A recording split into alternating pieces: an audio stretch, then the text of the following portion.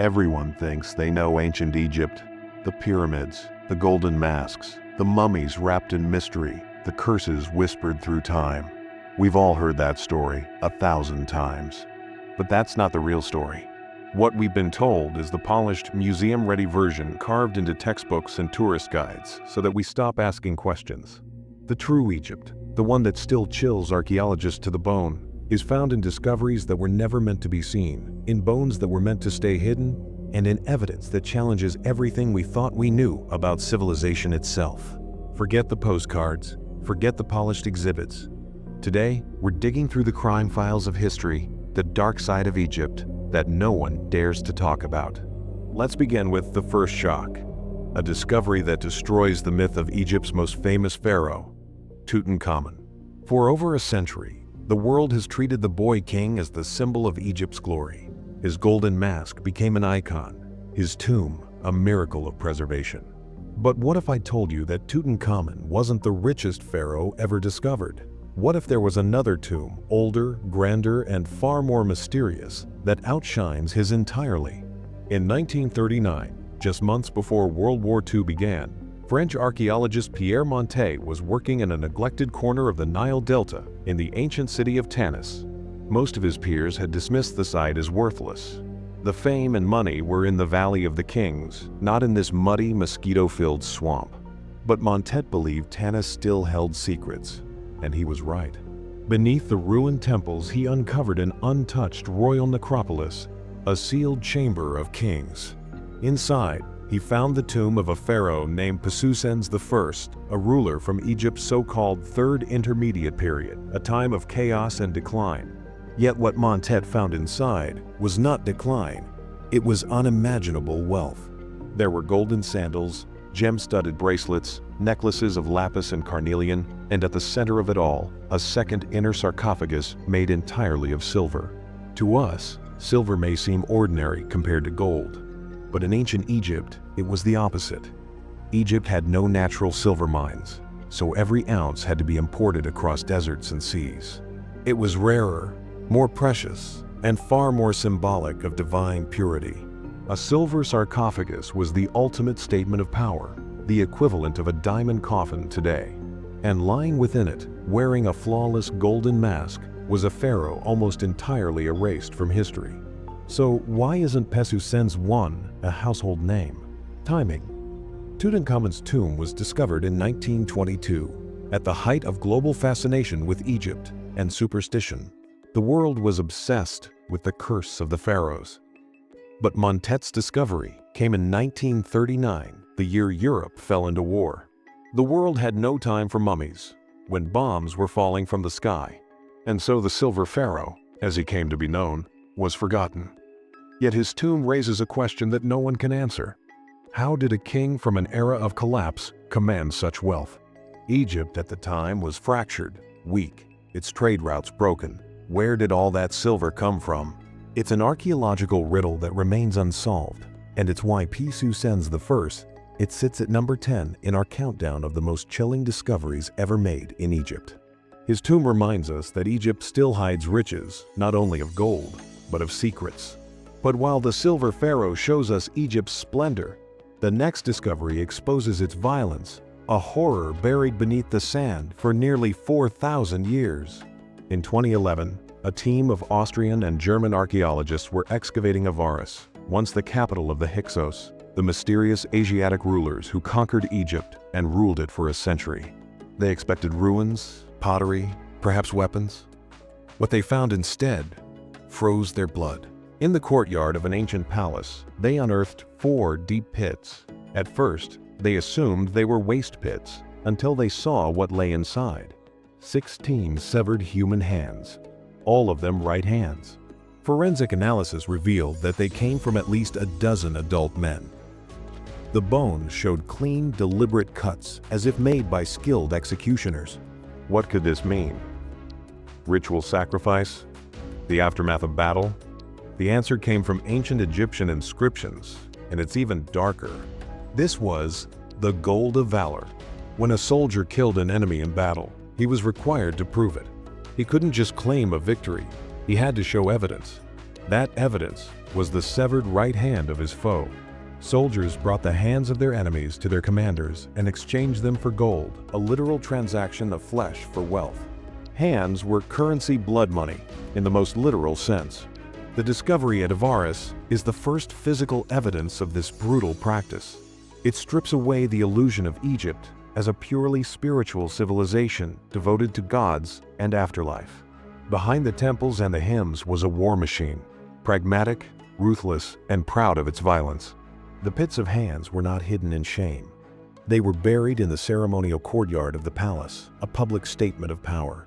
Anyone entering the royal court would have walked past the graves of the conquered, reminded that mercy was weakness and obedience was survival.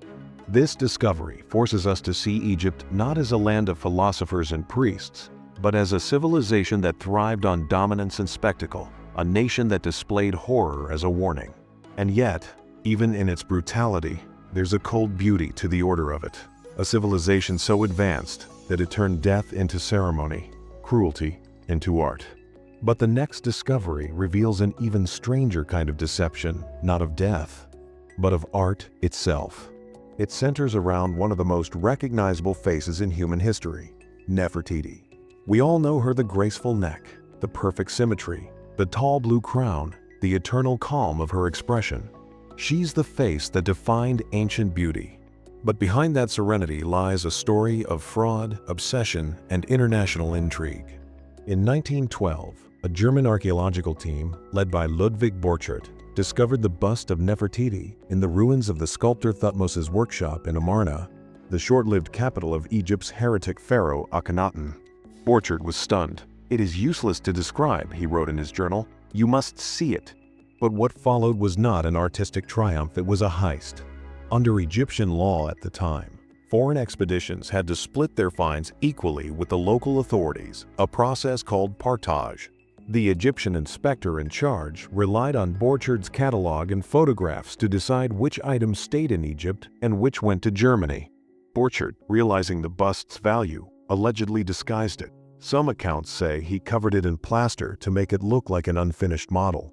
Others say he simply took a poor photograph and downplayed its importance, describing it as a painted gypsum bust of a princess.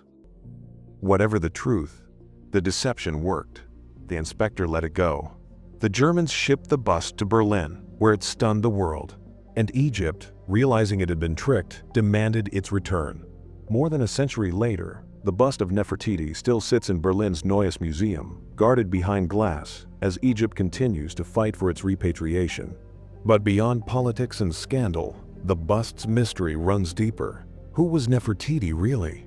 A queen? A co-ruler? A goddess? Her tomb has never been found. Some believe she ruled Egypt under another name, Smenkhkare, before vanishing into history. The story of Nefertiti's bust is more than an art theft. It's a reminder that history itself can be stolen, rewritten, and displayed as someone else's treasure. And that's why this discovery takes its place among Egypt's most unsettling secrets. As decades pass, archaeology in Egypt keeps rewriting itself.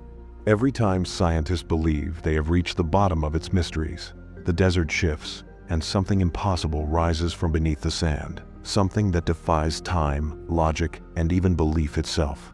One such moment came in 2023, when a team from Cairo University and the Egyptian Supreme Council of Antiquities began an excavation near the ancient necropolis of Saqqara, not far from the step pyramid of Djoser. The site had already produced dozens of tombs, coffins, and mummified animals over the years, but this time the team wasn't looking for mummies. They were searching for something much older, evidence of Egypt's first writing system.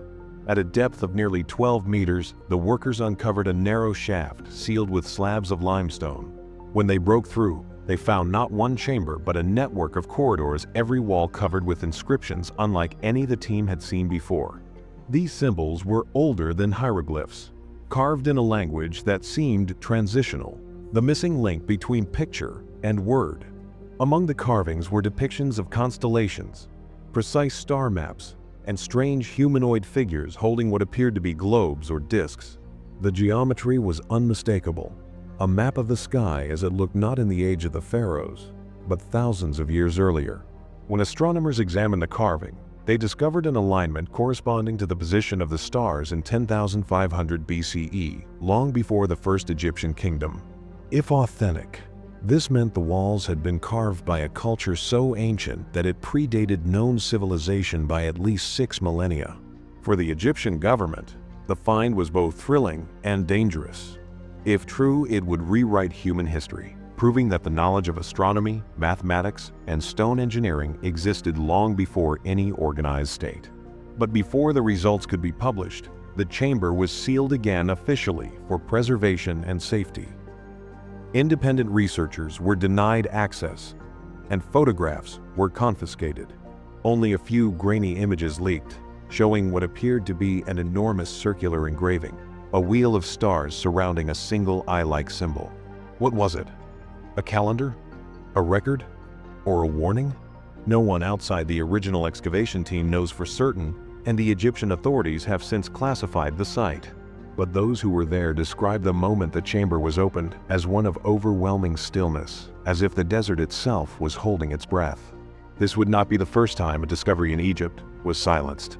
Just a few years earlier, a similar controversy erupted when French and Japanese scientists used muon tomography to scan the Great Pyramid of Giza. What they found shocked even the most skeptical scholars: a massive, hidden void, more than 30 meters long, directly above the Grand Gallery. Its symmetry and position suggested it was deliberately engineered, not an accident of construction, but part of the original design. When the announcement was made, Egypt's Ministry of Antiquities immediately tried to downplay it, insisting the void was probably just a relieving space to reduce weight. But privately, several members of the Scan Pyramids team admitted that the chamber's scale and precision did not match that explanation. The measurements were too exact, the volume too immense. The void was not empty. The radar data hinted at dense materials within, possibly stone or metal. What could be sealed inside one of the most studied structures on Earth, invisible for over 4 millennia?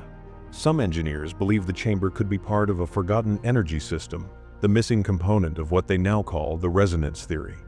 According to this hypothesis, the Great Pyramid was never meant to be a tomb, but a massive harmonic resonator designed to capture and amplify vibrations from the Earth itself. The King's Chamber, built entirely of granite, a stone rich in quartz, acts like a natural piezoelectric crystal capable of converting vibration into electricity. The newly discovered void may have played a role in tuning those frequencies, amplifying them like the resonant cavity of a musical instrument.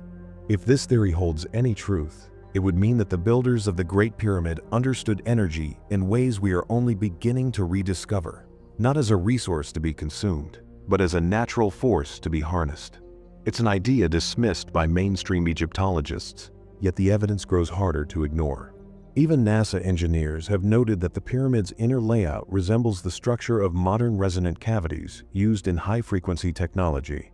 The alignment with the Earth's magnetic field is not accidental, nor is the mathematical precision of its proportions. Every angle, every chamber, every stone seems to follow an invisible logic, as if it were built to vibrate in harmony with the planet itself.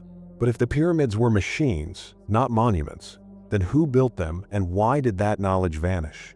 The answer may lie in another recent discovery, one that seems to connect not just to Egypt, but to the origins of civilization itself. In the winter of 2022, near the desert oasis of Siwa, a team of Egyptian and Italian archaeologists uncovered an underground temple complex that appeared to have been intentionally buried. Unlike other temples, its walls bore no images of gods or kings, only intricate carvings of spirals, serpents, and overlapping circles. At the heart of the complex was a single chamber containing a sarcophagus made of translucent alabaster.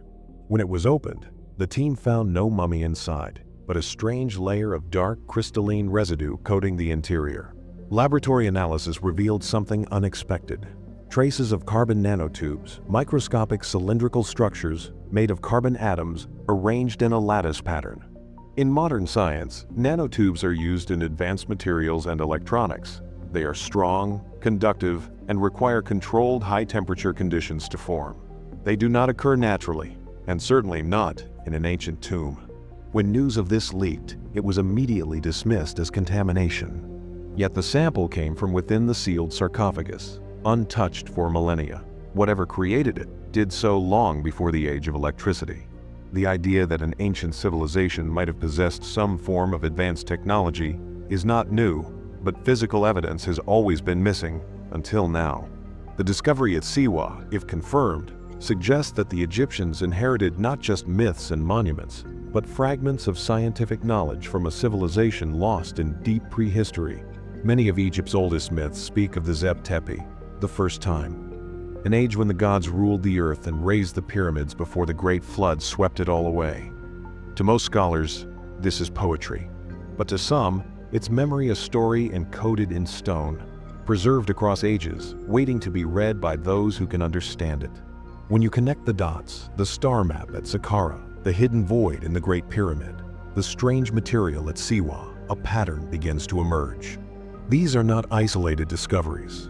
They are pieces of a greater design, something buried on purpose, something ancient Egypt itself may not have built, but rather inherited, revered, and tried to protect. And perhaps that's why, even now, so many discoveries vanish into silence, sealed away before the public can see them. Because the truth about Egypt might be far more terrifying than we've ever imagined. The desert has always been Egypt's greatest guardian. It swallows everything, temples, tombs, and even entire cities, preserving them in silence until the world is finally ready to face what they reveal. Yet some discoveries are so profound that even silence feels fragile around them, as if the sands themselves are trying to keep a secret too heavy for human understanding.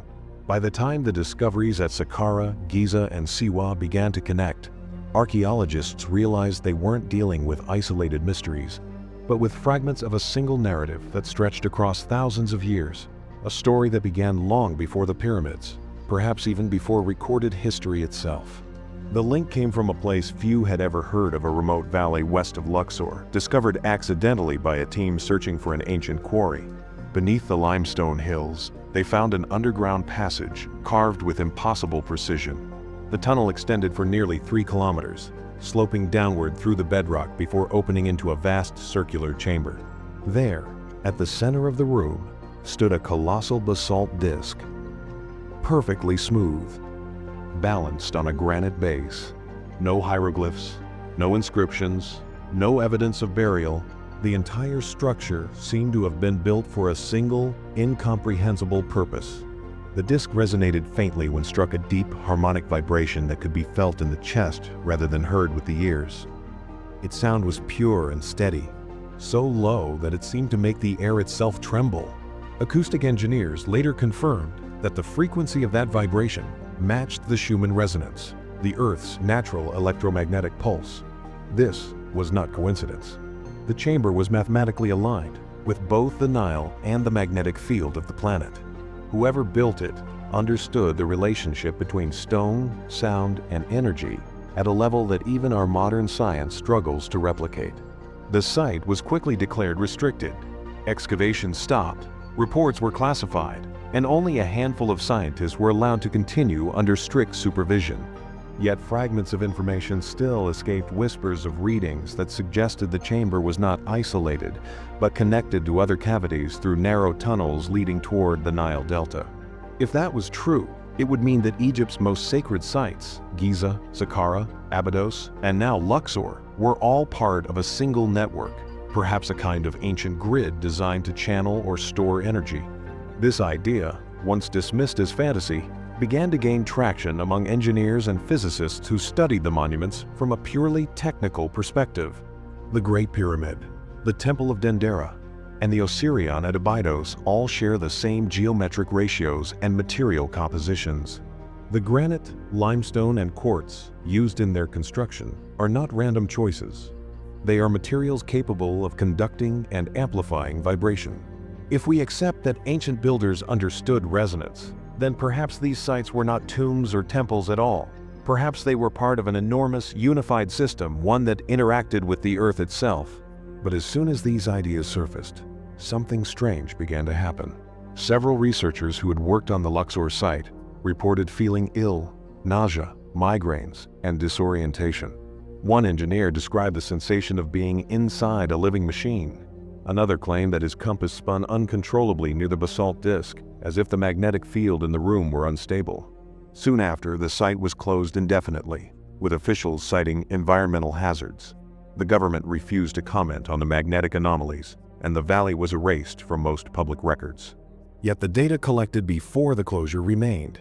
The disk's frequency, its perfect symmetry, and the clear evidence that it had been placed there intentionally, balanced on a pivot designed to allow controlled vibration.